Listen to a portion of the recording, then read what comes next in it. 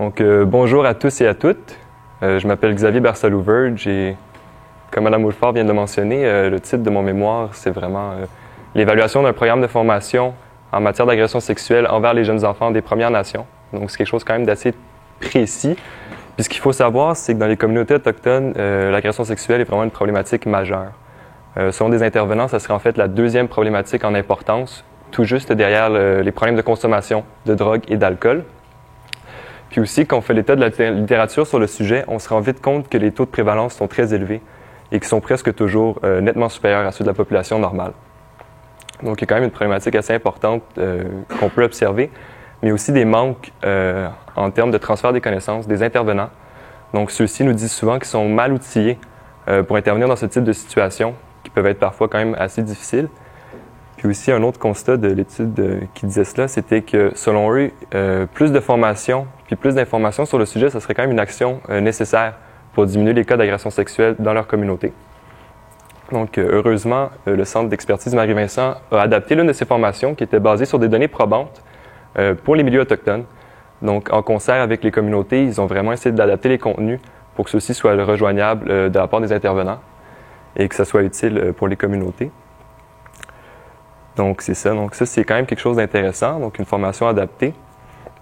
Mais même si elle semble prometteuse en termes d'outils de transfert, il faut aussi quand même pas oublier l'évaluation de celle-ci pour voir si elle est vraiment les effets escomptés. Donc, c'est ici que j'entre en scène. Donc, étant la personne principale en charge de l'évaluation, je n'entrerai pas dans des débats méthodologiques quanti-quali, mais ce qu'on a préféré, nous, c'est utiliser une approche qualitative pour vraiment prendre compte du contexte du milieu autochtone.